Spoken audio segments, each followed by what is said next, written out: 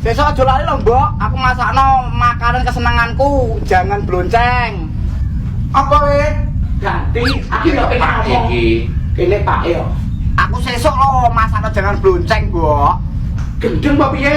Pak yo mbok kan masak iki. Loh, Pak to iki. Tenang, Pak. Sampeyan sing tak gawane oleh-oleh. Apa le? Ganti Pak. Kene kangen mboke. Tak gawane mbakku gewe kesenenganmu, Pak. Wiki benih ora? Mbok arep mbok gawe mbakku iku sak pokon ngerokok. Mbok iki. Tenang, Mbok. Sampeyan tak gawane oleh-oleh sandangan. Apa piye? Suwen. Piye to? Kotang warna pink. Cengok apa piye to le? Mosok pake mbok kon gawe kotang.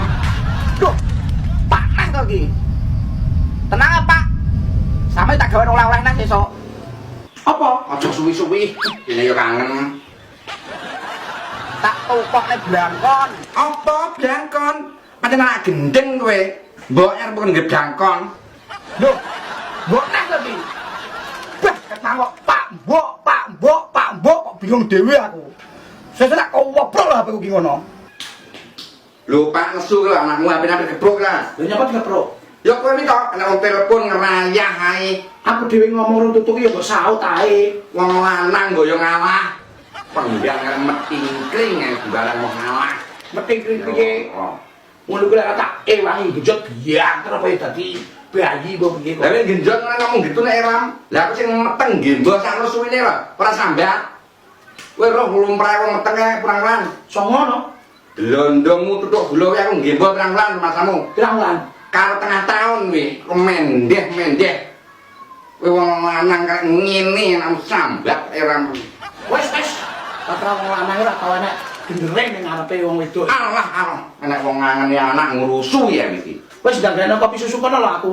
Bendina wis njaluk susu pakai kurange. Susu gampinge gelem ra? Susu gamping.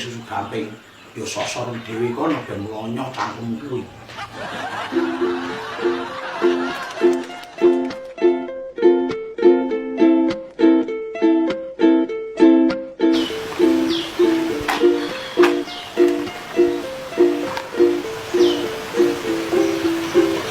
Pirana ojek ya. Berapa lagi?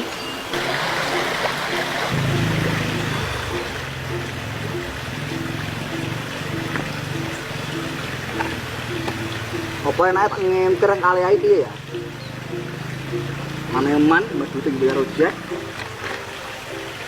Kang iku tumpen masalahe.